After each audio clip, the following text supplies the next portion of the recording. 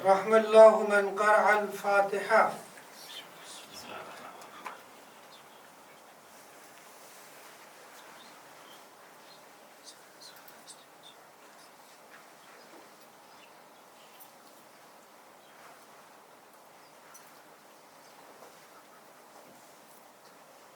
لا حول ولا قوة إلا بالله العلي العظيم.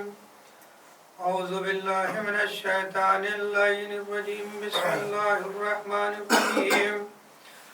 نحمده ونصلي على رسوله الكريم وآله الطيبين الطاهرين ولعنة الله على أعدائهم أجمعين من يومنا هذا إلى يوم الدين. أما بعد، قال الله تبارك وتعالى في محكم كتابه المبين. بسم الله الرحمن الرحيم. وسارعوا إلى مغفرة من ربكم وجنة عرضها السماوات والأرض وأعدت للمتقين. صلوات پڑھنے پر محمد وعلى محمد.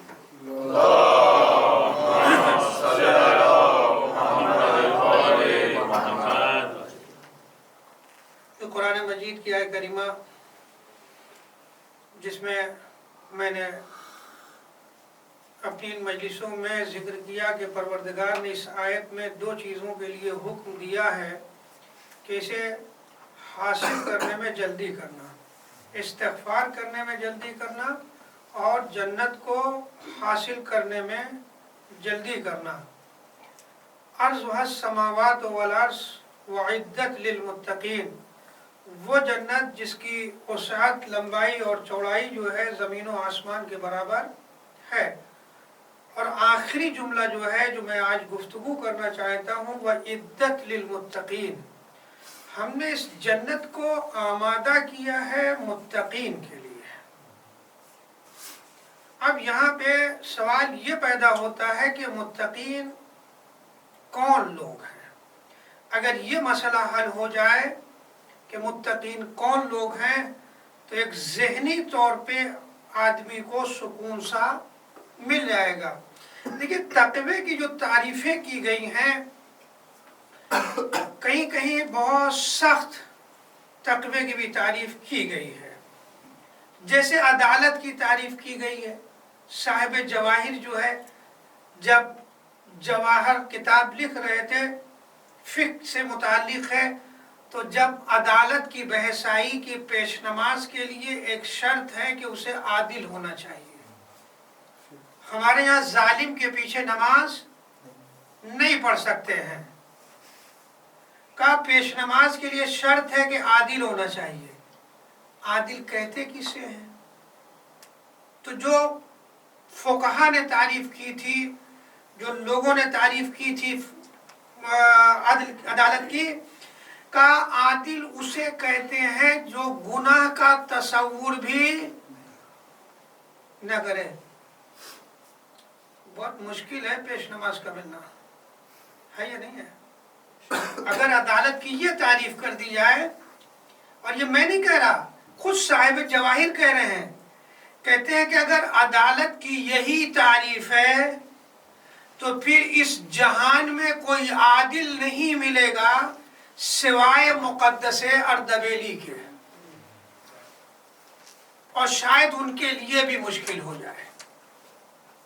یہ جملے جو ہیں صاحب جواہر نے کہے ہیں. تو جس طریقے سے عدالت کی مختلف تعریفیں ہیں، اسی اعتبار سے تقوی کی بھی تعریفیں جو ہیں، جو فقہا نے، جو بزرگوں نے کی ہے، وہ مختلف تعریفیں کی ہے کہ تقوی اسے کہتے ہیں، تقوی اسے کہتے ہیں، تقوی اسے کہتے ہیں. لیکن میں اس بات پہ بنا رکھتے ہوئے، چونکہ میں نے عرض کیا ہے کہ شریعت اسلام کا ایک نام شریعت سہلہ ہے، آسان ترین شریعت، لہذا اس کو مد نظر رکھتے ہوئے ایک جملہ اور میں نے بار بار ان مجلسوں میں عرض کیا ہے کہ پروردگار بہانہ ڈھونڈتا ہے اپنے بندوں کو معاف کرنے کے لیے. چونکہ ہمارے جوانوں کا مجمع ہے، مجھے ایک چھوٹا سا ایک واقعہ تو نہیں ہے، حدیث ہے، میں اسے جو ہے اپنی زبان میں بیان کیے دیتا ہوں۔ ایک شخص جو ہے اپنے گھر سے نکلا اپنے دوست کی احوال پرسی کے لیے، خیریت معلوم کرنے کے لیے۔ بظاہر جو ہے یہ ایک عام سی چیز ہے کہ لوگ جاتے ہیں ملنے کے لیے، دوست کے گھر جاتے ہیں ملنے کے لیے، خیریت معلوم کرنے کے لیے، احوال پرسی کے لیے، مزاج پرسی کے لیے جاتے ہیں، یہ عام طور سے رسم ہے۔ ایک شخص نکلا اپنے دوست کے پاس جانے کے لیے، احوال پرسی کرنے کے لیے، گھر سے باہر نکلا، راستے میں ایک شخص ملا۔ وہ شخص نہیں ہے، وہ خود فرشتہ ہے، اور خود نہیں آیا۔ آپ کو معلوم ہے کہ فرشتہ بغیر حکم پروردگار کے اپنی جگہ سے ہلے گا نہیں۔ فرشتے کو پروردگار نے بھیجا کہ جاؤ اس کے پاس ذرا سا کچھ سوال کر کے آؤ۔ فرشتہ آیا، کہا میں کہاں جا رہے ہو؟ کہا ہمارا ایک دوست ہے، اس سے ملنے کے لیے جا رہے ہیں، احوال پرسی کے لیے۔ کہا کوئی کام ہے تمہیں اس سے؟ کہا نہیں کوئی کام تو نہیں ہے۔ کہا کوئی مشکل ہے جو اس کے پاس جا رہے ہو وہ حل کروانے کے لیے؟ کہا نہیں۔ کہا اس نے تمہیں بلایا ہے؟ کہا نہیں بلایا بھی نہیں۔ کہا تمہارا کوئی عزیز و اقارب ہے، رشتے دار ہے، کوئی قریبی آدمی ہے کیا جو ملنے جا رہے ہو؟ کہا نہیں کوئی قریبی آدمی تو نہیں ہے، بس اٹھنا بیٹھنا ہے، دوست ہے، ورنہ کوئی رشتے دار کوئی قرابت دار نہیں ہے۔ کہا پھر کیوں جا رہے ہو؟ کہا میں اللہ کے لیے جا رہا ہوں، میں اللہ کے لیے جا رہا ہوں، یعنی کوئی غرض نہیں ہے، کوئی مقصد نہیں ہے، کوئی ہدف نہیں چھپا ہوا ہے کہ کوئی کام ہے اس کی وجہ سے میں جا رہا ہوں، اس سے ملنے کے لیے، ملوں گا 2-4 مرتبہ تو کام نکل جائے گا۔ نہیں، میں خدا کے لیے اس سے احوال پرسی کرنے کے لیے جا رہا ہوں۔ تو معلوم ہے فرشتے نے کیا کہا؟ میں کوئی عام آدمی نہیں ہوں تمہاری طرح، میں ایک فرشتہ ہوں، پروردگار نے مجھے بھیجا ہے یہ سوال کرنے کے لیے، تم اس امتحان میں کامیاب ہو گئے، پروردگار نے تمہیں جنت کی خوشخبری دی ہے۔ نتیجہ یہ نکلا کہ کوئی بھی عمل اگر انجام دیا جائے تو وہ خدا کے لیے انجام دیا جائے، کہ ہم کسی غرض سے کسی مقصد سے نہیں کر رہے ہیں، ہم یہ عمل کر رہے ہیں اور خدا کے لیے کر رہے ہیں۔ تو یہ آپ نے دیکھا اتنا آسان ہے جنت کا حصول۔ جنت یعنی یہ جملہ جو میں کہتا ہوں کہ پروردگار بہانہ ڈھونڈتا ہے اپنے بندوں کو معاف کرنے کے لیے، کہاں سے کوئی بہانہ مل جائے میں اپنے اس بندے کو، ظاہر سی بات ہے پروردگار اپنے بندے سے بے پناہ محبت کرتا ہے تو وہ چاہتا ہے کوئی بہانہ مل جائے میں اسے معاف کر دوں۔ لہذا اس پہ بنا رکھتے ہوئے آج میں جو بیان کرنا چاہتا ہوں کہ وَعِدَّتْ لِلْمُتَّقِينَ، پروردگار کہتا ہے ہم نے اس جنت کو متقین کے لیے بنایا ہے۔ قرآن کے اوراق آپ پلٹ کر کے اگر دیکھیں گے تو لفظ متقین جو ہے پورے قرآن میں 43 مقام پہ آیا ہے، 43 لفظ متقین 43 مقام پہ آیا ہے لفظ متقین۔ سب سے پہلے جو یہ لفظ آیا ہے وہ سورہ بقرہ میں آیا ہے، الف لام میم ذالک الکتاب لا ریب فیہ ھدی للمتقین۔ ھدی للمتقین، یہ قرآن کس کی ہدایت کرے گا؟ مسلمان کی؟ نہ، کہا اگر قرآن سے ہدایت لینی ہے تو پہلی فرصت میں تمہیں متقی بننا پڑے گا۔ اگر متقی نہیں ہو تو تمہیں قرآن سے ہدایت نہیں ملے گی۔ یہ پہلی آیت ہے کہ ھدی للمتقین، قرآن ہدایت کس کی کرے گا؟ متقین کی۔ آپ یہ غور کرتے رہیں، वत्तकुल्लाह वालमू अन्नल्लाह मअल मुत्तकीन। आपको ये कहने वाले बहुत मिलेंगे, अल्लाह हमारे साथ है। जब किसी की कुछ नहीं चलती ना तो यही कहता कि अल्लाह भी हमारे साथ है, घबराओ नहीं है। अल्लाह क्या कह रहा है? कहा इन्नल्लाह मअल मुत्तकीन। अल्लाह किसके साथ है? मुत्तकीन के साथ है। ये दो आयतें हुई। तीसरी आयत फ़इन्नल्लाह युहिब्बुल मुत्तकीन। अल्लाह किससे मोहब्बत करता है? सारे मुसलमान अल्लाह से मोहब्बत करते हैं, अल्लाह मुत्तकीन से मोहब्बत करता है। ये आप एक एक लफ्ज़ देखें, इन्नल्लाह युहिब्बुल मुत्तकीन। अल्लाह मुत्तकीन से मोहब्बत करता है। वल्लाहु अलीमुल बिल मुत्तकीन। अच्छा, मुत्तकी है कौन? आपस में बहस और मुबाहिसा करने की जरूरत नहीं है कि हम सबसे बड़े मुत्तकी हैं, दूसरा कहे कि नहीं हम मुत्तकी हैं, तीसरा कहे हम मुत्तकी हैं। कहा ये आपस में बहस करने की जरूरत नहीं है। अल्लाह जानता है तुम में से मुत्तकी कौन है, कौन कितने पानी में है। ये आपस में बहस करने की जरूरत नहीं है। अल्लाह जानता है कौन मुत्तकी है। और हाद बयानुल लिन्नास वहदन व मौइज़तन लिलमुत्तकीन। का ये कुरान जो है मौइज़ा है, नसीहत है, ये हिदायत है। कुरान किसके लिए? मुत्तकीन के लिए। जो सूरह बकरा में भी कहा है कि हुदल लिलमुत्तकीन, यहाँ भी तकरार है लफ्जों को बदल करके। ये कुरान जो है ये नसीहत है, मौइज़ा है और हिदायत है। किसके लिए? मुत्तकीन के लिए। क़ाल इन्नमा यतक़ब्बलुल्लाहु मिनल मुत्तकीन। करो जितनी नमाजें पढ़ते रहो। हर साल जाओ हज करने के लिए, हर साल उम्रा करो, पैदल जा जाके करो। लेकिन इतना याद रखना, अल्लाह जो आमाल कबूल करता है हर किसी के नहीं करता, मुत्तकीन के करता है। यानी जितने भी अमल कर रहे हैं, हम नमाज पढ़ते हैं, रोजा रखते हैं, ज़ियारत करते हैं, हज करते हैं, फर्श अज़ा बिछाते हैं, शब्बेदारी करते हैं, अलम उठाते हैं, सारे अमल हैं। ये अमल है या नहीं है? परवरदिगार कहता है कि इन्नमा यतक़ब्बलुल्लाहु मिनल, सिर्फ मुत्तकीन के अमल को कबूल करेगा। अगर हम ये चाहते हैं कि परवरदिगार हमारी नमाजों को कबूल कर ले, हमारे रोज़ों को कबूल कर ले, हमारे आमाले हसना को कबूल कर ले, तो हमें मुत्तकी बनना पड़ेगा। और आपने देखा, गौर किया कभी, ये अजान अभी आप देते हैं इमामुल अमीरुल, मौला भी मोमिनीन के अमीर हैं। मोमिनीन के इमाम किसके हैं? मुत्तकीन के।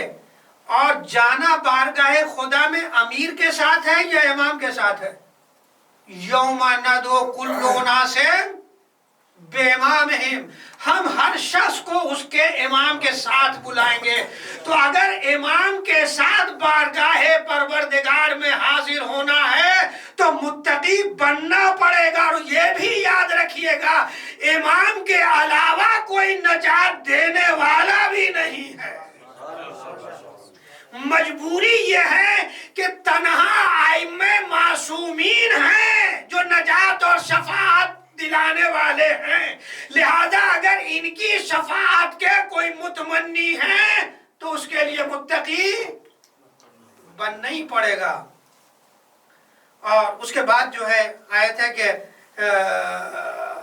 वल आक़िबतो, मैं पूरी आयत नहीं पढ़ रहा हूँ, टाइम लगेगा। मैं सिर्फ ये बताना चाह रहा हूँ कि लफ्ज़ मुत्तकीन कितनी जगहों पे कुरान में आया। मैंने कह दिया कि 43 मकाम पे लफ्ज़ मुत्तकीन आया है। इससे पता चलता है कि मुत्तकी की अहमियत क्या है कि बार बार कुरान ने 43 मकाम पे इस्तेमाल किया। ये चीज़ मुत्तकी के लिए है। यानी आप दोहराएं कि हिदायत किसके लिए है? मुत्तकीन के लिए। कुरान हिदायत करेगा किसकी? मुत्तकीन की। अल्लाह किसके साथ है? मुत्तकीन के साथ। अल्लाह किससे मोहब्बत करता है? मुत्तकीन से करता है। किसके अमल को कबूल करता है? मुत्तकीन के अमल को कबूल करता है। और फिर आगे चल के कहता है इन्नल्लाह युहिब्बुल मुत्तकीन। ये 3 मर्तबा आया है। 3 مرتبہ یہ لفظ دہرایا پروردگار ان اللہ یحب المتقین. اس سے پہلے میں نے پڑھا ہے 2 جگہ یہاں پہ ابھی سورہ توبہ میں کہ اللہ جو ہے متقین سے محبت کرتا ہے. 3 مرتبہ جو ہے یہ ہے. 1 مرتبہ سورہ بقرہ میں ہے, 2 مرتبہ سورہ توبہ میں ہے. ان اللہ یحب المتقین, متقین سے محبت کرتا ہے. ان العاقبۃ للمتقین, آخرت کس کے لیے ہے؟ صرف متقین کے لیے ہے. آخرت کا انجام جو ہے صرف متقیوں کے لیے, کسی دوسرے کے لیے نہیں ہے. ان المتقین فی جنات وعیون, جنت بھی کس کے لیے ہے؟ متقین کے لیے. اور جنت صرف نہیں ہے, جنت میں نہریں بھی ہیں, چشمے جاری ہیں, چاہے وہ دودھ کے ہوں, چاہے وہ پانی کے ہوں, چاہے وہ شہد کے ہوں, جتنے بھی چشمے ہیں. لفظ عیون استعمال کیا, جمع کا صیغہ قرآن نے, کہا جنت بھی متقین کے لیے ہے اور جنت میں جتنے چشمے ہیں وہ سب متقین کے لیے ہیں. اس کے بعد پروردگار کہتا ہے کہ وَقِيلَ لِلَّذِينَ اتَّقُوا مَا أَنزَلَ رَبُّكُمْ قَالُوا خَيْرًا لِلَّذِينَ أَحْسَنُوا فِي هَٰذِهِ الدُّنْيَا حَسَنَةٌ وَلَدَارُ الْآخِرَةِ خَيْرٌ وَلَنِعْمَ دَارُ الْمُتَّقِينَ. کہتے ہیں آخرت کا گھر آلریڈی جو ہے بہت خوبصورت ہے. یہ جو وَلَدَارُ الْآخِرَةِ خَيْرٌ, بہترین گھر ہے آخرت کا. آخرت کا گھر بہترین جائگاہ ہے, بہترین گھر ہے. وَلَنِعْمَ دَارُ الْمُتَّقِينَ, لیکن متقیوں میں بھی سب برابر تھوڑی ہیں. وَنِعْمَ دَارُ, اور متقین کا مکان تو کیا کہنا. آخرت کے سارے مکان اچھے ہیں, لیکن جو متقین کو مکان دیے جائیں گے اس کا تو کیا ہی کہنا ہے. جنات, سورہ نحل, جنات عدن يدخلونها تجری من تحتها الانہار لہم فیہا ما یشاؤون کذالک یجزی اللہ المتقین. کہتے ہیں پروردگار متقیوں کو ایسی جنت میں داخل کرے گا کہ وہاں پہنچنے کے بعد وہ جو چاہیں گے.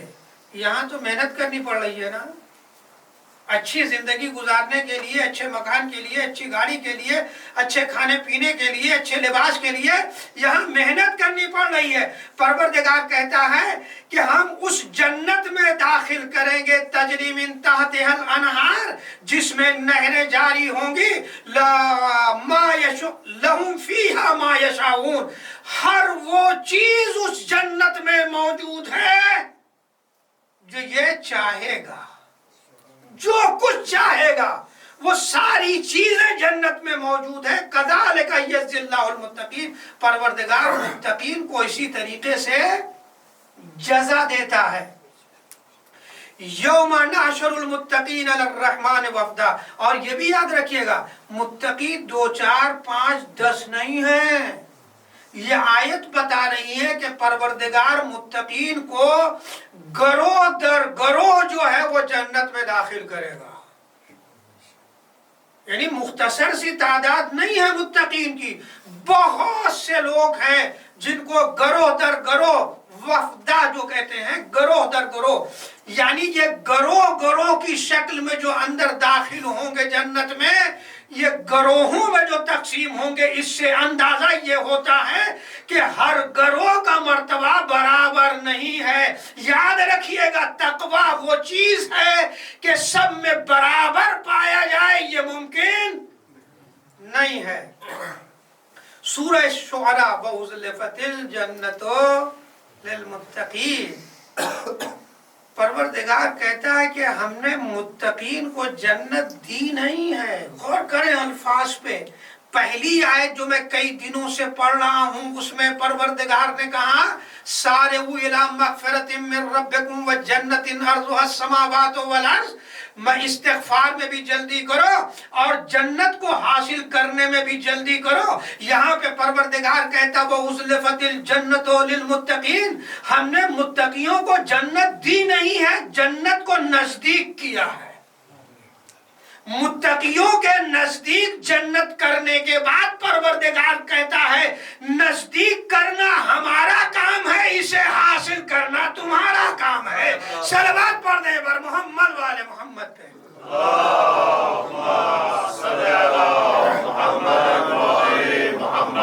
یہ سوچنے لگے کہ پروردگار بار بار کہہ رہا ہے کہ جنت کو حاصل کرو، اس کو حاصل کرنے میں جلدی کرو، تو ڈھونڈنے کہاں جائیں کہ جنت ہے کہاں؟ پروردگار کہتا وہ اُزْلِفَتِ الْجَنَّةُ لِلْمُتَّقِينَ، اگر تم متقی ہو تو ہم نے جنت کو تمہارے قریب کر دیا ہے، قریب کرنے کے بعد ہم کہہ رہے ہیں اسے حاصل کرنے میں تم جلدی کرو۔ تِلْكَ الدَّارُ الْآخِرَةُ سورہ قصص، تِلْكَ الدَّارُ الْآخِرَةُ نَجْعَلُهَا لِلَّذِينَ لَا يُرِيدُونَ عُلُوًّا فِي الْأَرْضِ وَلَا فَسَادًا وَالْعَاقِبَةُ، یہ آیت کہہ رہی ہے کہ وہ آخرت والا گھر، آخرت والا گھر کس کے لیے؟ نَجْعَلُهَا، ہم نے اس کو قرار دیا ہے کس کے لیے؟ لِلَّذِينَ لَا يُرِيدُونَ عُلُوًّا فِي الْأَرْضِ، جو زمین پہ برتری کے خواہاں نہیں ہیں۔ آج جو معاشرے میں اختلاف ہوتا ہے وہ کیوں ہوتا ہے؟ لوگ برتری کے خواہاں رہتے ہیں، یعنی ہم کچھ ہیں، ہماری ایک حیثیت ہے، اپنے ماتحت کو کچھ سمجھتے نہیں ہیں، یعنی جو برتری کے خواہاں نہیں ہے، سب ہمیں ہمارے اطراف میں ٹہلتے گھومتے رہے۔ عُلُوًّا فِي الْأَرْضِ لَا يُرِيدُونَ عُلُوًّا فِي الْأَرْضِ، زمین پہ برتری کے خواہاں نہیں ہے۔ اسی کو مولا نے کہا تھا کہ میں نے دنیا کو 3 مرتبہ طلاق دی ہے۔ یہی میں، جو میں ہے کہ میں کچھ ہوں۔ اچھا یہ بری چیز نہیں ہے، میں کچھ ہوں یہ بری چیز، یہ چیز اچھی ہے۔ اچھی کب تک ہے؟ جب تک اعتدال میں رہتی ہے۔ جسم کا نظام خراب کب ہوتا ہے؟ کوئی چیز کم اور زیادہ ہو جائے، جس میں شوگر زیادہ ہو جائے بڑھا جائے، کم ہو جائے تو بھی خراب ہو جائے، سفرہ زیادہ ہو جائے تب بھی طبیعت، یعنی جو جسم کا جو نظام ہے جب تک معتدل رہتا ہے، اعتدال میں رہتی، ساری چیزیں جب تک اعتدال میں رہتی ہیں، اپنی جگہ پہ رہتی ہیں، برابر رہتی ہیں، آدمی صحت مند رہتا ہے۔ جہاں کوئی چیز کم اور زیادہ ہوئی وہیں جو ہے مشکل پیدا ہو جاتی ہے۔ ولا فسادن، اور زمین میں فساد بھی نہیں کرتا ہے، نہ برتری طلب کرتا ہے نہ ہی فساد کرتا ہے۔ والعاقبۃ للمتقین، ان لوگوں کے لیے ہے یہ آخرت کا گھر۔ ھذا ذکر وَإِنَّ لِلْمُتَّقِينَ لَحُسْنَ مآب، انجام بھی آخرت میں اچھا کس کا ہے؟ متقین کا۔ اور اس کے بعد جو میں آیت پڑھنے جا رہا ہوں، یہ بہت سی دعاؤں میں، جیسے مناجات امیر المومنین، کبھی آپ نے پڑھی ہے؟ ابھی تو مناجات کی کتابیں اردو میں آ گئی ہیں، شعر کی صورت میں آ گئی ہیں۔ مولائے کائنات فرماتے ہیں کہ مناجات کیسے کی جاتی ہے۔ مناجات امیر المومنین ایک دعا ہے، مختصر سی دعا ہے، تو اس میں مولا فرماتے ہیں کہ پروردگار، میں اس دن سے پناہ مانگتا ہوں جس دن باپ بیٹے سے فرار اختیار کرے گا، بھائی بھائی سے فرار اختیار کرے گا، دوست دوست سے فرار اختیار کرے گا، میں اس دن سے پناہ مانگتا ہوں۔ یہ حدیث میں ہے، دعاؤں میں بھی ہے، اور اب قرآن کی آیت میں پڑھنے جا رہا ہوں۔ الاخلاء یومئذ بعضهم لبعض عدو، کہتے ہیں اس دن کو یاد کرو جب سب ایک دوسرے کے دشمن ہوں گے، نفسا نفسی کا عالم ہوگا، سب میدان محشر میں کھڑے ہوں گے اپنا اعمال لیے ہوئے، وہاں کسی کو کسی کی فکر نہیں ہوگی۔ بالکل ایسے ہی محشر کی ایک جھلک جیسے پروردگار نے کورونا کی شکل میں دکھلا دیا، ذرا سے کسی کو چھینک آئی نہیں، کھانسی آئی نہیں، فرار۔ یعنی یہ کورونا جو ہے ایک حد تک ہمیں محشر کو سمجھا دیا کہ محشر کیا چیز ہے۔ وہاں بالکل ایک دوسرے سے بھاگے۔ قرآن کی جو آیت کہہ رہی ہے الاخلاء یومئذ، اس دن کو یاد کرو جب دوست ایک دوسرے سے بعضهم ببعض عدو، ایک دوسرے کے دشمن ہوں گے۔ اس دن کو یاد کرو جب سب ایک دوسرے کے دشمن ہوں گے، الا المتقین، سوائے متقیوں کے۔ تو یہاں اس آیت میں متقی کی ایک صفت پروردگار نے بیان کر دی۔ اب اگر دیکھنا یہ ہے کہ متقی کون ہے تو اپنے دلوں کو ٹٹول کے دیکھنا پڑے گا۔ آپ کے دل میں کسی کے لیے عداوت تو نہیں ہے، نفرت تو نہیں ہے، حسد تو نہیں ہے، بغض تو نہیں ہے۔ اگر عداوت ہے، بغض ہے، حسد ہے، اس کا مطلب یہ ہے کہ تقویٰ ابھی اس منزل پہ نہیں ہے جہاں ہونا چاہیے۔ صلوات پڑھ دیں بر محمد والے محمد پہ۔ اللہم صلی علی محمد وآلہ۔ اس لیے قرآن واضح لفظوں میں کہہ رہا ہے کہ متقین کی ایک صفت بیان کر رہا ہے کہ متقین کے علاوہ جتنے ہیں وہ سب ایک دوسرے کے دشمن ہوں گے، ایک دوسرے سے حسد کریں گے، عناد رکھیں گے، بغض رکھیں گے، الا المتقین، سوائے متقیوں کے۔ متقیوں میں کوئی لڑائی جھگڑا اختلاف نہیں ہوگا۔ اس کے بعد جو آیت ہے کہ ان المتقین فی مقام امین، محشر کے حالات معلوم ہے، کہتے ہیں حدیث میں ہے کہ سورج جو ہے 1.25 نیزے پہ ہوگا۔ آج مئی جون کی گرمی یہاں تو مجھے نہیں معلوم ہے، انڈیا میں اس سال جتنی گرمی پڑی ہے کہ 50-55 ڈگری تک پہنچ گیا۔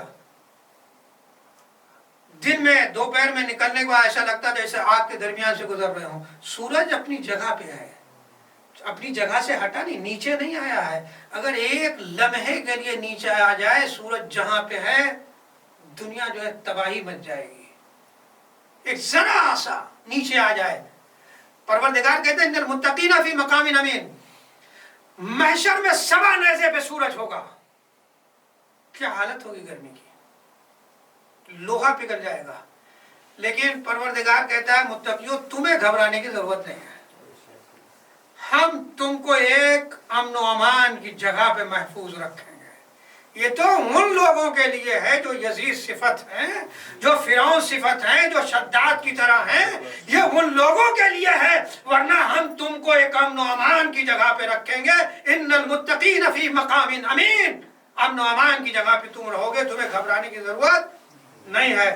وَإِنَّ الظَّالِمِينَ بَعْضُهُمْ أَوْلِيَاءُ بَعْضٍ وَاللَّهُ وَلِيُّ الْمُتَّقِينَ۔ کہتے ہیں یہ ظالم جو ہیں، فاسق جو ہیں، ایک دوسرے کے دوست ہیں۔ آج دیکھ لیجئے فاسد ممالک جتنے ہیں، باہر تک آواز نہیں جا رہی ہے، بولنے میں کوئی حرج نہیں ہے، جتنے بھی فاسد ملک ہیں، چاہے وہ اسرائیل ہو، امریکہ ہو، جرمنی ہو، فرانس ہو، انگلینڈ ہو، جتنے بھی ہیں، آپ دیکھ سکتے ہیں کہ تاریخ کیا رہی، انہوں نے کتنے مظالم ڈھائے ہیں لوگوں کے اوپر، عراق میں جا کر کے، افغانستان میں جا کر کے، اور دوسرے ملکوں میں جا کر کے انہوں نے کیا کچھ نہیں کیا ہے۔ قرآن کہتا ہے وَإِنَّ الظَّالِمِينَ بَعْضُهُمْ أَوْلِيَاءُ بَعْضٍ، یہ ظالم جو ہوتے ہیں، یہ جو فاسد ہوتے ہیں، یہ نالائق ہوتے ہیں، جو بے ایمان ہوتے ہیں، یہ ایک دوسرے کے دوست ہیں، یہ ایک دوسرے کے دوست ہیں۔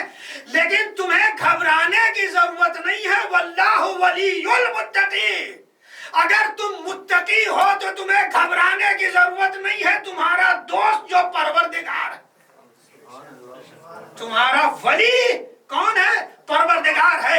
یاد رکھیے گا جس کا ولی پروردگار ہو، اگر ساری دنیا دشمن ہو جائے تو اس کا کچھ بگڑنے والا نہیں ہے۔ آپ دیکھ رہے ہیں آج بھی کہ حزب اللہ ہے، جن کی مخالفت بڑے بڑے ممالک کر رہے ہیں، جو سپر پاور ہیں، پروردگار کہتا تمہیں گھبرانے کی ضرورت نہیں ہے، ہم تمہارے ساتھ ہیں۔ صلوات پڑھ دیں بر محمد والے محمد پہ۔ اور زیارت ناہیہ میں تو یہی امام نے فرمایا ہے کہ اگر ہمارا وجود نہ ہوتا تو تمہیں دنیا اس طریقے سے پیس ڈالتی جیسے گیہوں کو 2 چکیوں کے پاٹ کے درمیان پیسا جاتا ہے۔ ساری دنیا اگر سمٹ کے آ جائے تو ہم حفاظت کرنے والے ہیں، اور ہم وہ لوگ ہیں کہ جو کہہ دیں وہی ہوتا ہے۔ ہم اگر چاہیں تو اپنے نبی کو دشمن کی آغوش میں پلوا سکتے ہیں، ہم اگر چاہیں تو اپنے نبی کو دشمن کی آغوش میں پلوا سکتے ہیں۔ परवरदिगार के तो इन्ना ज़ालिमीन बाज़ुहुम औलिया बाज़ वल्लाहु वली, तुम्हें घबराने की जरूरत नहीं है। अगर जालिम, फासिद, नालायक अफराद एक दूसरे के दोस्त बने हुए हैं तुम्हें खत्म करने के लिए, तो याद रखना हम तुम्हारे साथ हैं, हम तुम्हारे वली हैं। सलवात पढ़ दे बर मोहम्मद वाले मोहम्मद पे।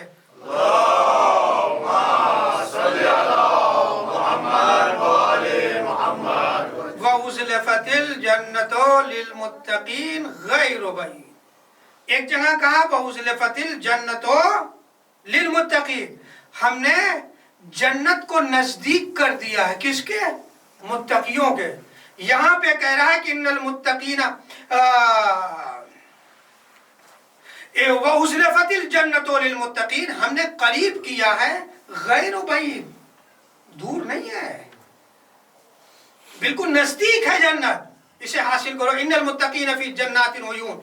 फिर यहाँ पे तकरार है आयत की दूसरे सूरह ज़ारियात में, इन्नल मुत्तकीना फी जन्नातिन व उयून, बेशक मुत्तकीन जो है ऐसी जन्नत में होंगे जहाँ चश्मे जारी होंगे। इन्नल मुत्तकीना फी जन्नातिन व नईम, बेशक मुत्तकीन ऐसी जन्नत में होंगे जहाँ पे परवरदिगार की नेमतें होंगी।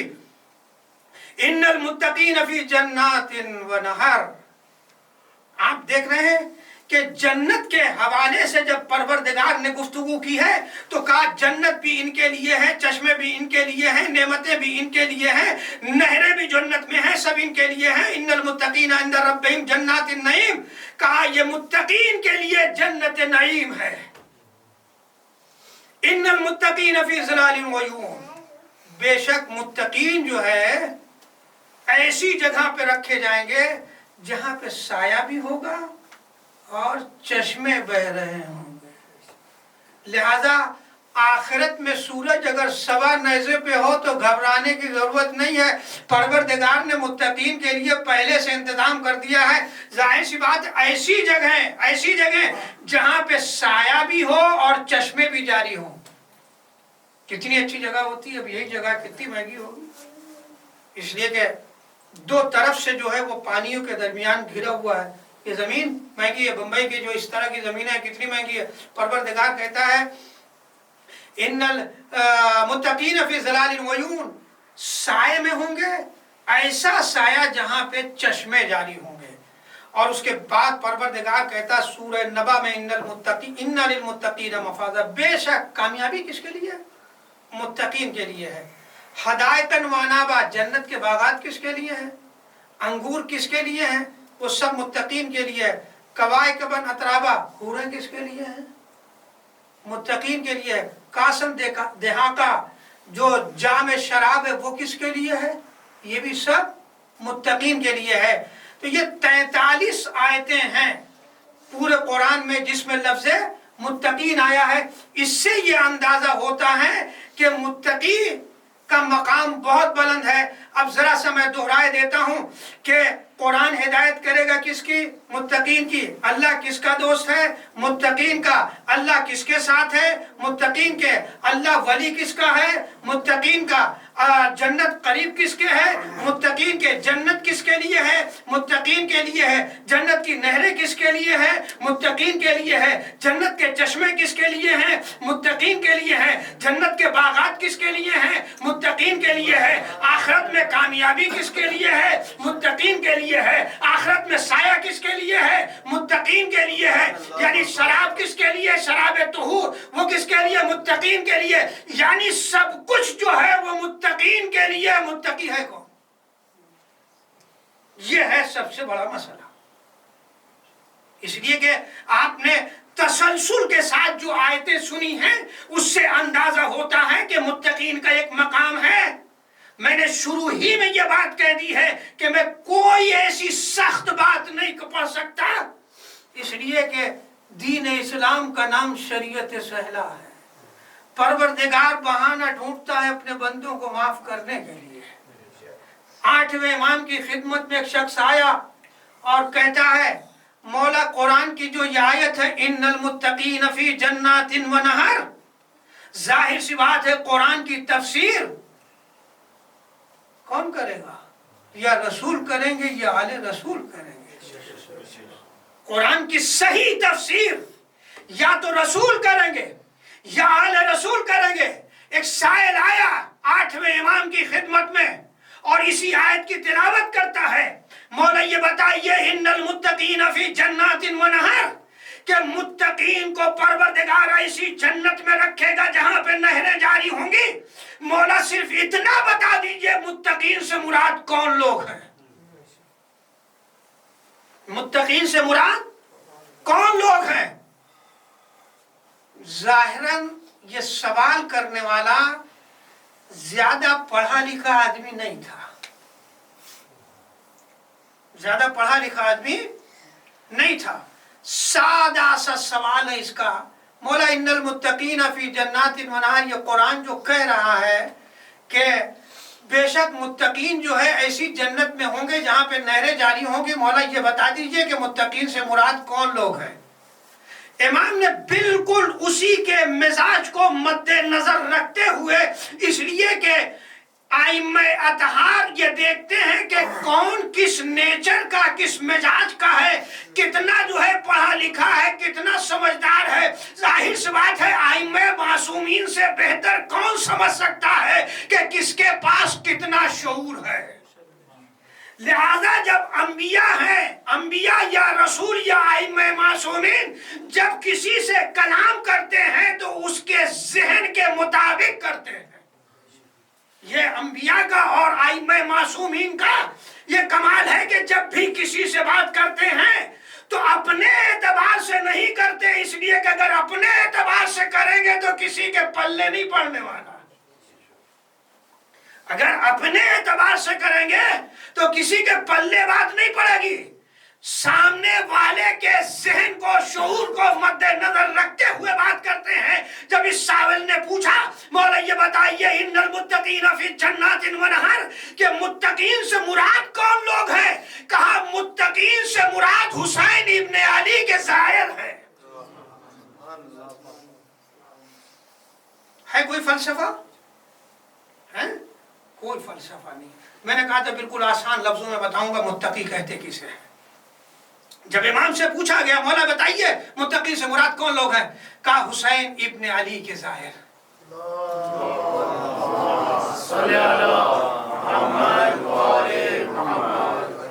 اچھا ظاہر کا مفہوم تنگ نہیں ہے، تنگ نہیں ہے.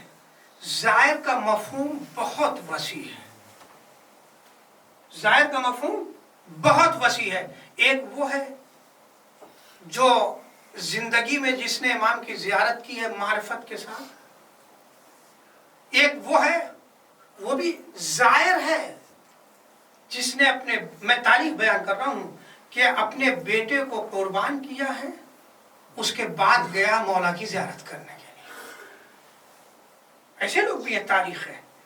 پابندی تھی، نہیں جا سکتے تھے کربلا. اگر جانا ہے تو ایک قربانی دینی پڑے گی. اولاد کو قربان کرنا اتنا آسان نہیں ہوتا ہے. آپ بیٹے کو قربانی دو بیٹے کی، اس کے بعد جانا. اور ایسے بھی زائر حسین ہیں جنہوں نے اپنے بیٹوں کی قربانی دینے کے بعد مولا کی زیارت کرنے کے لیے پہنچے ہیں تاکہ بتائیں کہ اہمیت کیا ہے. اور ایسے بھی لوگ ہیں. اچھا آپ خود سمجھ سکتے ہیں، کوئی فلسفے والی بات نہیں ہے. ایک آدمی ارب پتی ہے، وہ بھی زیارت کرنے کے لیے جا رہا ہے. ایک ہے غریب ہے، پیٹ کاٹ کر کے پیسہ جمع کرتا ہے زیارت کرنے کے لیے. اچھا صحیح بتائیے دونوں برابر ہیں؟ دونوں برابر نہیں ہو سکتے. تو زیارت کا مفہوم بھی اچھا یہ بھی ہے. بہت سے ایسے ہیں نہیں جا سکتے زیارت کرنے کے لیے، حالات نہیں ہے، سرمایہ نہیں ہے، زندگی نے ساتھ نہیں دیا. وہ بیچارے کیا کریں گے؟ ایک واقعہ جو ہے وہ مشہور ہے، میں ادھر جانا نہیں چاہتا تھا لیکن میں صرف دلیل دینے کے لیے بیان کر رہا ہوں. جب رسول ختمی مرتبہ رحمت للعالمین بن کر کے دنیا میں آئے تو شیطان سب سے پہلے پہنچا. شیطان پہنچا، کہا سرکار ایک زمانے سے لعنت پڑھتے پڑھتے شکل بگڑ چکی ہے، اور آپ تو کائنات کے لیے رحمت ہے، ہمیں بھی نجات مل سکتی ہے؟ کہاں مل جائے گی؟ کہا کیسے؟ کہا جس چیز سے انکار کیا تھا اسی کا اقرار کر لو، جس چیز سے انکار کیا تھا اسی کا اقرار کر لو۔ کہا آدم تو ہے نہیں، کہا آدم کی قبر تو ہے، کہا سرکار یہ پتہ کہاں ہے کہ آدم کی قبر کہاں ہے؟ کہا نجف میں ہے، جاؤ۔ کہا پتہ کیسے چلے گا آدم کی قبر کہاں؟ ظاہر سی بات اتنا زمانہ گزرنے کے بعد کہاں پتہ چلے گا؟ جناب عیسیٰ کے 500 سال کے بعد تو خود نبی تشریف لے آئے ہیں، تو کہاں پتہ چلے گا؟ کہا پریشانی کی بات نہیں ہے، تم نجف جاؤ تو صحیح، وہاں پہنچو اور وہاں جانے کے بعد ایک قبر کا نشان بنا لینا، تصور یہ کر لینا کہ یہ آدم کی قبر ہے، تصور کر لینا یہ آدم کی قبر ہے۔ یہ بات میں اس لیے کہہ رہا ہوں، ایسے بھی افراد ہیں جو کربلا زیارت کرنے کے لیے نہیں جا سکتے ہیں، تو اگر وہاں نہیں جا سکتے تو شبیہ حسین بنا کر کے اگر اس کی بھی زیارت ہو رہی ہے تو وہی ثواب ملے گا جو وہاں جانے کے بعد مل رہا ہے۔ صلوات پڑھ دے پر محمد والے محمد پہ۔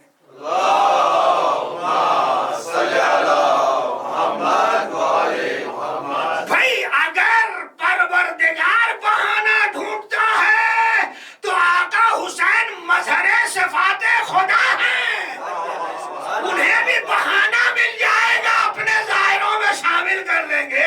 صلوات پڑھ دے پر محمد والے محمد پہ۔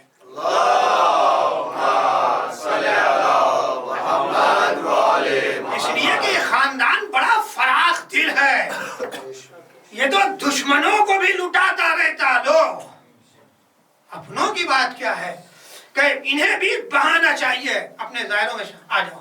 مجھے ایک واقعہ یاد آیا، ایک ذاکر تھے جو مجلس پڑھتے تو بہت لوگ ان سے چڑھتے تھے، اور جو وہ ممبر پہ بیٹھتے تو وہ اٹھ کے چلے جاتے تھے، جیسے وہ بیٹھے وہ باہر۔ اتفاق ہوا کہ خواب میں دیکھا کہ محشر برپا ہے، ہنگامے محشر ہے،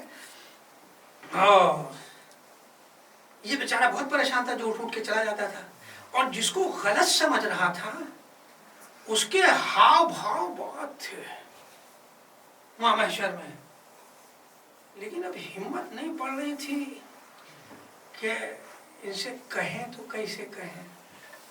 اسی لیے میں کہتا ہوں نا کہ جنہیں پہچانتے ہو ان سے کبھی بگاڑ کے نہ رکھنا، کبھی نہیں بگاڑنا، اس لیے کہ کہاں جو ہے مدد کی ضرورت پڑ جائے۔ اب ان کی ہمت نہیں پڑ رہی تھی، یہ خود بیان کرتے کہ میری ہمت نہیں تھی کہ ان سے کہوں، کیوں؟ اس لیے کہ جیسے ہی مجلس پڑھنے کے لیے بیٹھتے تو وہ چلے جاتے تھے، متنفر تھے، تھوڑا ممبر پہ بیٹھ کے ہنسی مذاق بھی کر لیا کرتے تھے، اور یہ تھوڑا سا ٹائٹ آدمی سے سنجیدہ آدمی تھے، وہ ہنسی مذاق جو ہے وہ کہاں برداشت ہو رہا تھا، اس لیے اٹھ کے چلے گئے۔ اب جو دیکھا کہ اس آدمی کو جس کو ہم اچھا نہیں سمجھتے، اس کے ہاؤ بھاؤ یہاں بہت ہے، لیکن ہمت نہیں پڑ رہی تھی بولنے کی، لیکن علی والے تو علی والے ہیں۔ جیسے دیکھا وہ نہیں آئے، یہ گئے، یہ وہی صفت ہے۔ جب میں نے وہ اس دن پڑھا تھا نا، امام حسین نے جب عبید اللہ ابن حر جوفی کو بلوایا، اس نے منع کر دیا نہیں آؤں گا، امام خود پہنچ گئے، امام خود پہنچ گئے۔ جب دیکھا اس کی ہمت نہیں پڑ رہی ہے تو یہ خود بنفس نفیس پہنچے، کہا کیا بات ہے، کچھ پریشان ہو؟ کہا ہاں حالات ٹھیک نہیں ہے، کہا یہ کہ گروہ جا رہا ہے، ان کے اوپر کوئی سختی نہیں ہے، کہا یہ سب حسین کے ذاکر ہیں، جانے دو انہیں۔ کہا کہ اگر تم بھی ذکر حسین کر لو، میں نے کہا نا یہ ذہن میں رہے کہ آسان ترین شریعت ہے، اہل بیت سختی سے نہیں بڑی آسانی سے کر رکھیں گے۔ کہا کہ تم بھی ذکر، کہا اب یہاں کہاں ممبر ہے، کہاں سامعین ہیں، کہا میں نیچے بیٹھ جاتا ہوں، تم ذکر حسین کر لو،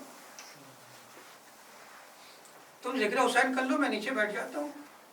خدا کی قسم یہاں تو بہت کچھ یاد تھا، لیکن جب وہاں جب کھڑا ہوا وہ بولنے کے لیے تو صرف ایک لفظ اسے یاد رہ گیا تھا، یا حسین۔ کھڑے ہوئے بولنے کے لیے، جب ذکر حسین کرنے کے لیے کچھ یاد نہیں آ رہا تھا، بس جھٹکے سے ایک جملہ نکلا، یا حسین۔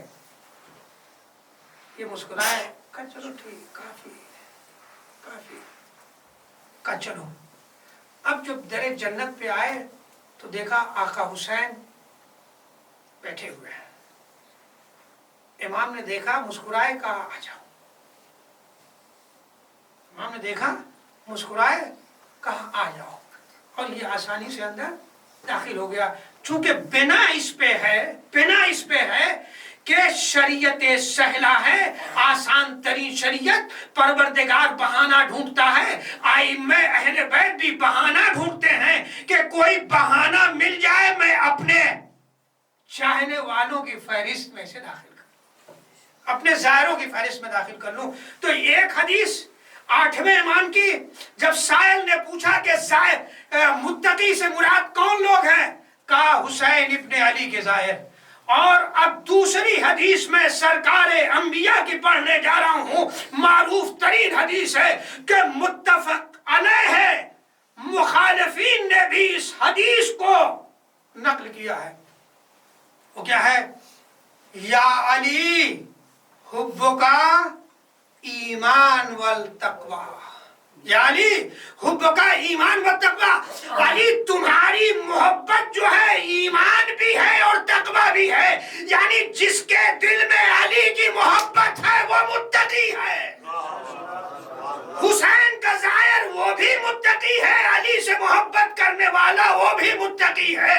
حسین کا زائر اور علی کے محب میں لازم و ملازمہ پایا جا رہا ہے. یہ ممکن نہیں ہے کہ حسین کا زائر ہو علی سے محبت نہ کرے، نہ یہ ممکن ہے کہ علی سے محبت کرے حسین کا زائر نہ ہو. یہ لازم اور ملزوم ہے. اگر زائر حسین ہے تو علی سے محبت کرے گا، علی سے محبت کرتا ہے تو حسین کا زائر ہوگا. تو ان دو حدیثوں سے یہ اندازہ ہوتا ہے کہ حسین کے زائر اور علی سے محبت کرنے والا یہ دونوں کے دونوں متقین کی فہرست میں ہیں. تو بات واضح ہوئی متقی کون ہے؟ حسین کا زائر. اگر متقی یہ ہے جو حسین کا زائر ہے، جو علی سے محبت کرتا ہے، تو اب آیتوں کا ترجمہ بدل دوں. الف لام میم ذالک الکتاب لا ریب فیہ ھدی للمتقین. متقین سے مراد کون لوگ ہیں؟ حسین ابن علی کے زائر اور علی سے محبت کرنے والے. تو سمیٹ کر کے میں ایک لفظ میں کہہ دوں، قرآن کہتا ہے قرآن ہدایت کرے گا کس کی؟ علی والوں کی. اور یہ سچائی ہے، یہ حقیقت ہے. جس کا تعلق علی سے نہیں ہے قرآن سے ہدایت لے ہی نہیں سکتا. وہ قرآن سے ہدایت نہیں لے سکتا جس کے دل میں علی کی محبت نہیں ہے. تو یہ قرآن خود کہہ رہا ہے کہ قرآن ہدایت کرے گا کس کی؟ علی والوں کی. اللہ محبت کرتا ہے کس سے؟ علی والوں سے. کیا شک ہے اس میں؟ اللہ محبت کرتا ہے کس سے؟ علی والوں سے. اللہ کس کے ساتھ ہے؟ علی کے ساتھ ہے. جنت کس کی ہے؟ علی والوں کی ہے. جنت کی نہریں کس کی؟ علی والوں کے لیے ہے. یعنی جو کچھ ہے وہ علی والوں کے لیے ہے. ہر جا علی ملیں گے نہ جنت بچائیو. علی بچنا علی سے ہے تو جہنم میں جائیو. بس علی سے اگر بچنا تو صرف ایک راستہ ہے.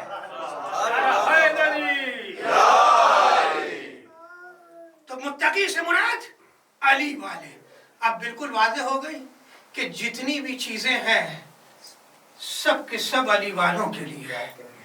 علی والوں سے کہا جا رہا ہے، غیروں سے خطاب قرآن کا نہیں ہے. اللہ کا خطاب علی والوں سے ہے. وَأُزْلِفَتِ الْجَنَّةُ لِلْمُتَّقِينَ. اے علی والوں، ہم نے تمہارے نزدیک جنت کر دی ہے. جنت نزدیک کرنا یہ ہمارا کام تھا، اسے حاصل کرنا تمہارا کام ہے. صلوات پڑھ دے بر محمد والے محمد پہ.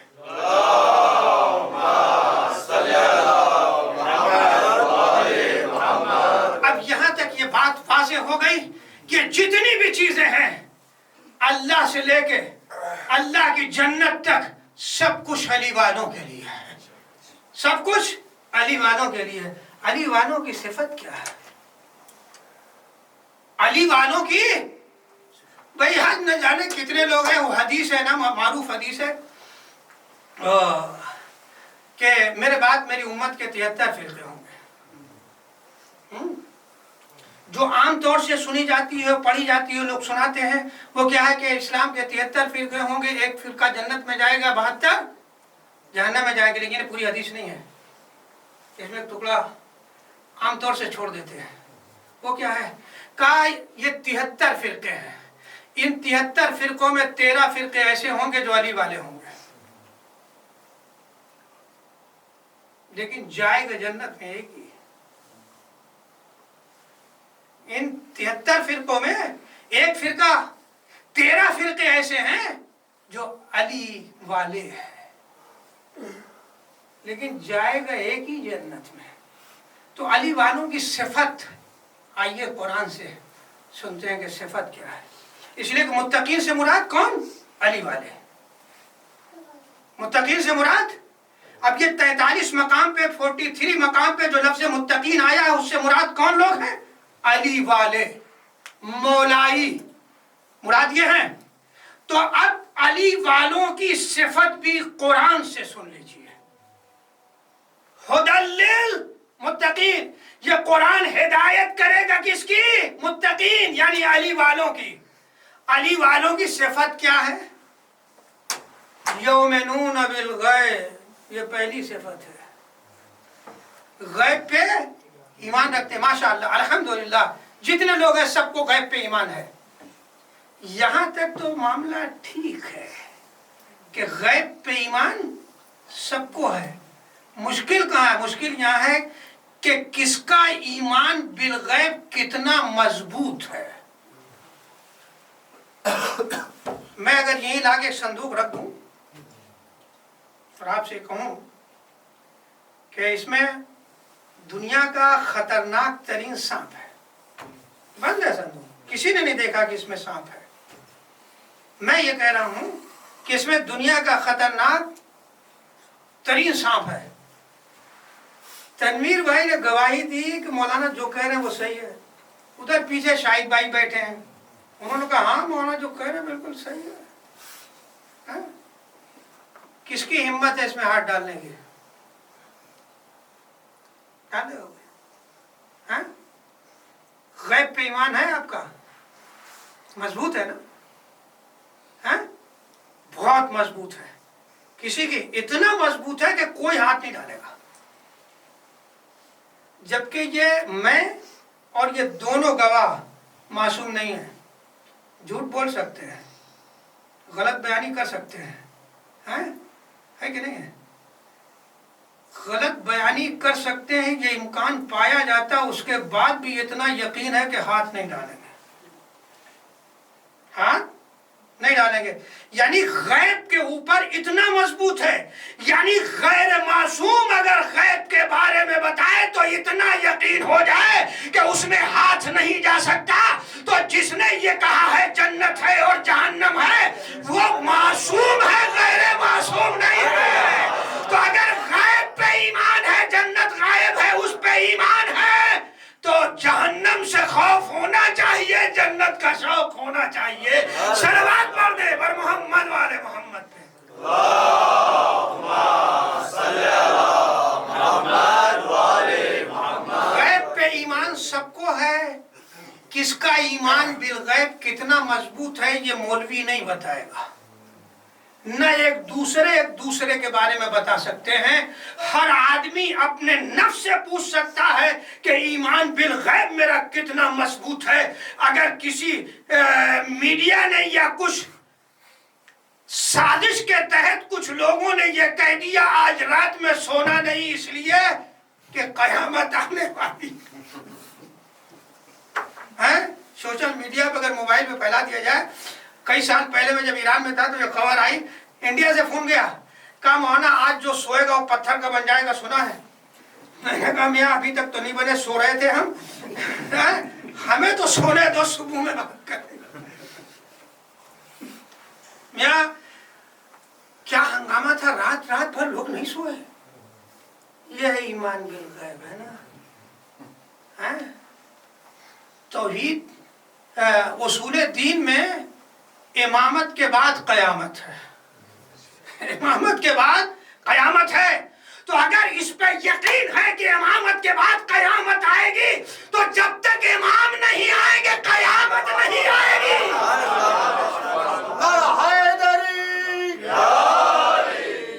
جب تک امام آئیں گے نہیں قیامت آنے والی نہیں. تو پہلی صفت جو میں اور تشریح کرتا لیکن وہ گھڑی کی سوئی بہت تیز آگے بڑھ رہی ہے کہ پہلی صفت جو ہے علی والوں کی ایمان بالغیب ہے. دوسری صفت کیا ہے؟ یؤمنون بالغیب ویقیمون دوسری صفت علی والوں کی ہے کہ وہ نماز بھی پڑھتے ہیں. اس کا مطلب یہ ہے کہ علی والا کبھی بے نمازی نہیں ہو سکتا. علی والا کبھی بے نمازی نہیں ہو سکتا چاہے سال میں 2 ہی مرتبہ پڑھے.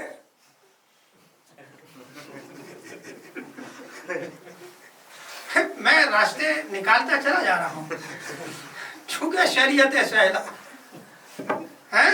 علی والا بے نمازی نہیں ہو سکتا چاہے سال میں 2 ہی دفعے پڑھے.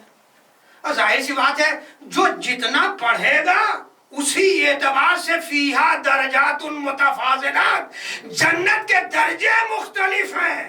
اگر بلند مقام لینا ہے تو عمل بھی ویسے ہی ہونا چاہیے. فیہا درجات بھائی کوئی پنجگانہ پڑھ کر کے نافلہ نہیں پڑھتا کوئی نماز شب بھی پڑھتا تو ظاہر سی بات ہے اس کی اہمیت ہے. تو دوسری صفت یہ ہے. تیسری صفتیں تو کئی ہیں لیکن میں آخری صفت بیان کر رہا ہوں.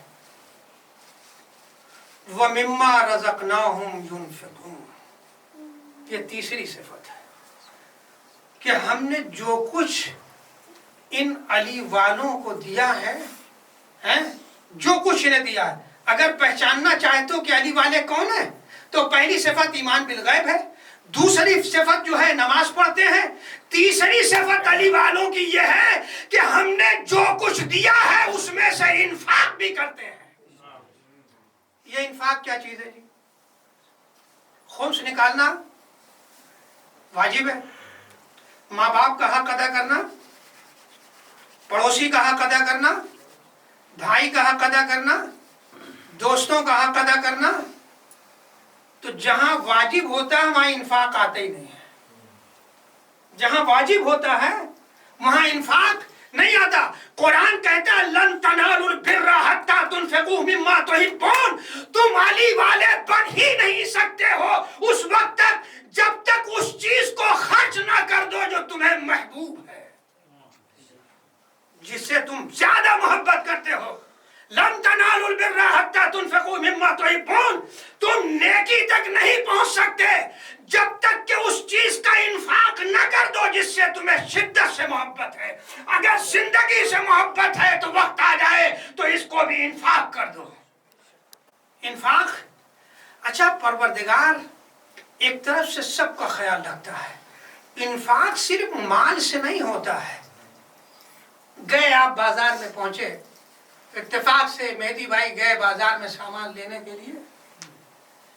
سامان تو پیک کرا لیا, تھیلے میں رکھ لیا, جیب میں جو ہاتھ ڈالا کاؤنٹر پہ پیسے ہی نہیں, پیسہ ہی نہیں. اتنے میں ایک جوان آیا جو ان کو پہچانتا نہیں تھا, نہ یہ اس کو پہچانتے تھے. گاؤں کا نہیں تھا, محلے کا نہیں تھا, پڑوس کا نہیں تھا, دونوں ایک دوسرے کو نہیں جانتے تھے. نظر پڑی کہ چہرے سے پریشان لگ رہے ہیں, سمجھ گیا. کہا بھائی صاحب, میری بھائی, اب نام تو معلوم نہیں اسے. یہ کہ بھائی صاحب ایسا ہے کہ آج جو آپ نے سامان لیا ہے ہم کو اجازت دیجیے, یہ پیسہ ہم دیے دیتے ہیں. واجب تھا یہ کام؟ نہیں, واجب نہیں تھا. اسی کو کہتے ہیں انفاق. جہاں واجب نہیں ہوتا ہے اسے کہتے ہیں انفاق. تو کبھی مال کے ذریعے سے انفاق ہے, کبھی قرآن کہتا ہے مما رزقناہم, جو کچھ ہم نے دیا ہے. بازوؤں میں طاقت دیا ہے تو اس کا بھی انفاق ہے. اپنے بازو کی طاقت سے محنت کر کے بیوی بچوں کا خرچ چلانا یہ تو واجب ہے, لیکن اسی ہاتھ کی طاقت سے کسی ضعیف اور کمزور کی مدد کرنا طاقت کا انفاق ہے. اپنے آنکھوں کی روشنی سے استفادہ کر کے صحیح اور غلط راستے کا انتخاب کرنا یہ تو واجب ہے۔ اپنی آنکھ کی روشنی سے کسی اندھے کی اجنبی کی مدد کرنا نور، آنکھ کا جو نور ہے اس کے لیے انفاق ہے۔ اللہ نے شعور دیا ہے، عقل دی ہے، اس کو استعمال کر کے زندگی کے کارواں کو آگے بڑھانا واجب ہے۔ جو شعور پروردگار نے دیا ہے اس کو بروئے کار لے کر کے زندگی کے کارواں کو آگے بڑھانا واجب ہے، اور اسی عقل و شعور کے ذریعے سے کسی کو اچھا مشورہ دینا یہ عقل کا انفاق ہے۔ یعنی پروردگار جو کہتا ہے کہ مما رزقناہم ینفقون، ہم نے جو کچھ دیا ہے اس میں سے انفاق کرو، معاشرے میں کوئی بھی ایسا نہیں بچے گا جو انفاق نہیں کر سکتا ہے۔ اگر دولت نہیں ہے، آنکھوں میں نور ہے، اس کے لیے بھی انفاق ہے، ہاتھوں میں طاقت ہے، اس کے لیے بھی انفاق ہے۔ یعنی معاشرے میں کوئی نہیں بچے گا جو انفاق کرنے کے لائق نہ ہو۔ صلوات پڑھ دے بر محمد وآل محمد۔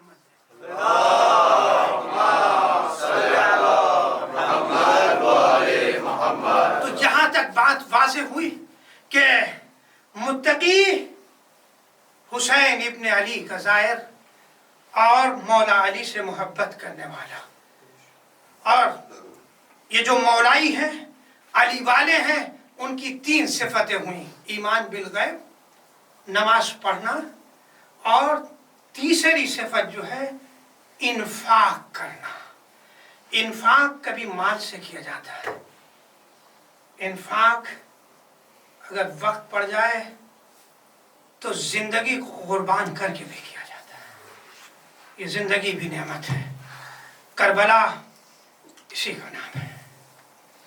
کربلا میں آج جو آئے ہیں، امام نے 4 مقام پہ کہا تھا۔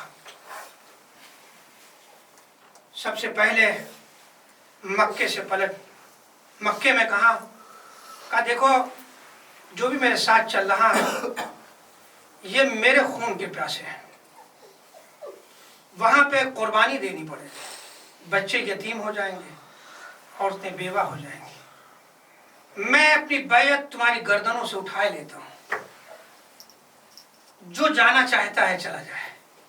کوئی یہ گمان نہ کرے کہ حسین حکومت کے لیے نکلے، میں اپنے نانا کی جد کی امت کی اصلاح کے لیے نکلا ہوں، حکومت کرنے کے لیے نہیں نکلا ہوں۔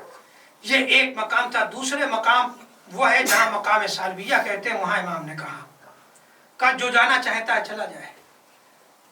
ایسا نہیں تھا کہ امام جو ہے باتوں کو چھپائے ہوئے تھے، رکھے ہوئے تھے، نہیں، سب کو واضح کر دیا تھا کہ دیکھو بھوک کو برداشت کرنا پڑے گا، پیاسا رہنا پڑے گا، بچے یتیم ہو جائیں گے، اسیر ہو جائیں گے، قیدی ہوں گے، ان کو ستایا جائے گا، انہیں تماچے مارا جائے گا۔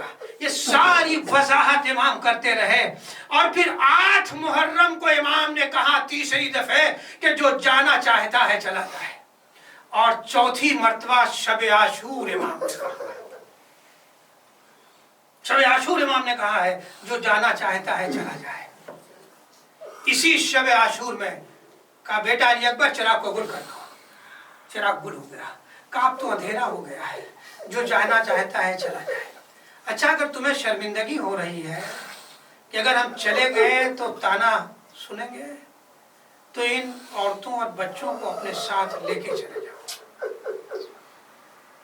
انہیں ساتھ میں لے جاؤ۔ کوئی کہے گا تو کہنا ان بچوں کی وجہ سے، ان عورتوں کی وجہ سے ہمیں واپس آنا پڑا ہے، لیکن جب چراغ روشن ہوا تو جو جہاں بیٹھا تھا وہیں بیٹھا تھا۔ اسی لیے تو امام نے ناز کیا ہے جیسے میرے اصحاب مجھ کو ملے ہیں، نہ میرے نانا کو ملے، نہ میرے بابا کو ملے، نہ میرے بھائی کو ملے ہیں۔ اسی شب عاشور کا واقعہ ہے۔ ایک مرتبہ جناب زینب پریشان تھی، گریہ کر رہی تھی، اپنے ماجائے کو بلایا، بھائی کو بلایا کہ بھیا آپ نے اپنے اصحاب کو آزما تو لیا ہے نا۔ بھائی یہ جملہ تھا کہ ایک چاہنے والے نے یہ جملہ سن لیا، غالباً بریر نے سنا یہ جملہ، آواز دی، وہاں سے نکلے آئے، آنے کے بعد کہا اے حبیب، فاطمہ کی بیٹی کو ہمارے اوپر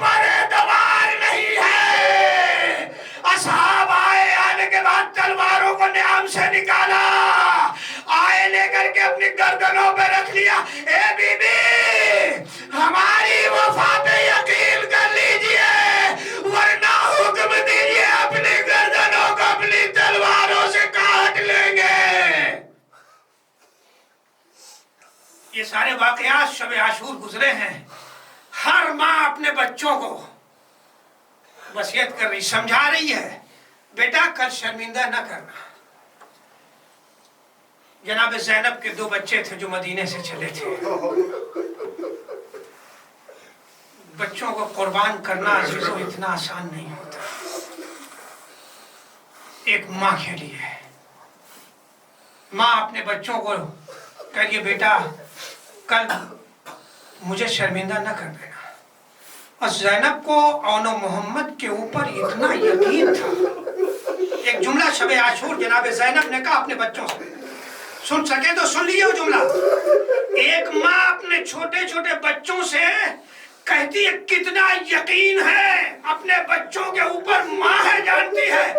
کہا میرے بچوں جب لڑتے لڑتے فرات کے کنارے پہنچ جانا، خبردار پانی نہ پینا، اس لیے خیمے میں سکینہ پیاسی ہے۔ اے اولو محمد خیمے میں علی اصغر پیاسا ہے۔ جناب زینب کو اپنے بچوں پہ اتنا یقین تھا، اے عزادارو کر دیا کار، یاد رکھنا میرے بچوں اگر خیمے وہاں پہنچنے کے بعد اگر تم نے پانی پی لیا تو میں دودھ نہیں بخشوں گی۔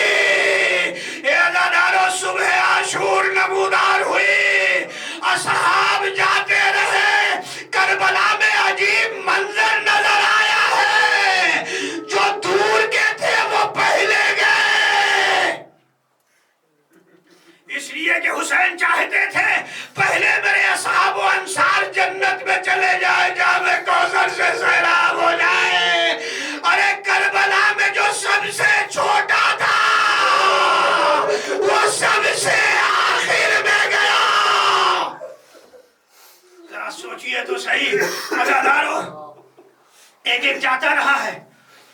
اون محمد آئے کہ مامو جان ہمیں بھی مقتل میں جانے کی اجازت دے دیجئے۔ یہ دونوں بھائی چھوٹے تھے، کم سنی کے عالم میں اجازت ملی، اون محمد جو ہے مقتل کی طرف چلے۔ یہ بچے زینب کے ہیں، آئے مقتل میں۔ مقتل کی کتابیں بتاتی ہیں کہ یہ بچے جنگ کرتے ہوئے چلے جا رہے تھے، اور جنگ کرتے کرتے خاندان بنی ہاشم کے یہ بچے ہیں۔ مقتل میں جنگ کرتے کرتے فرات کے کنارے پہنچے، یہ بچے بھی کئی دنوں سے پیاسے تھے۔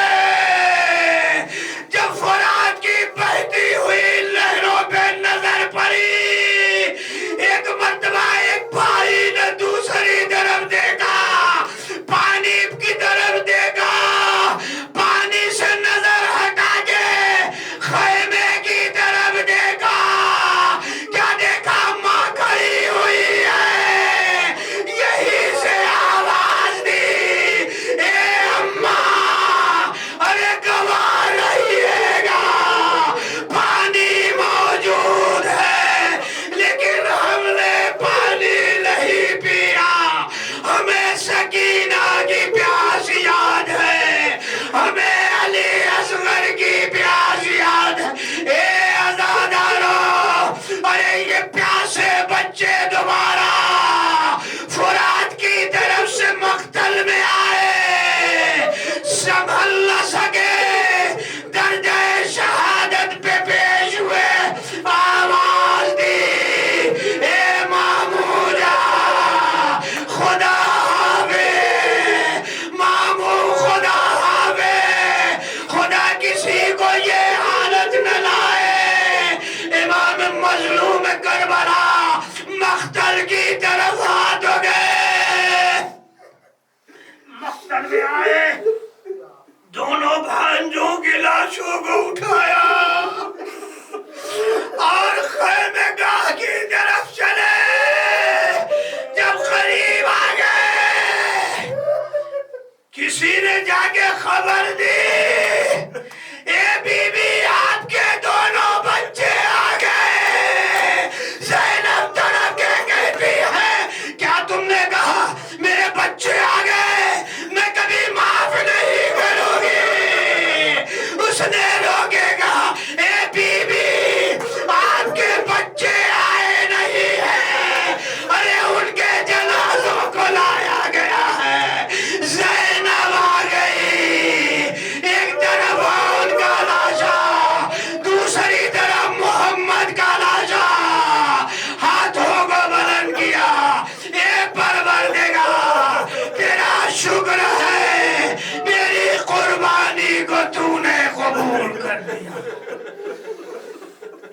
लिल्लाहि व इन्ना इलैहि राजिऊन रज़न बिक़ज़ाइही व तस्लीमन लिअम्रिह।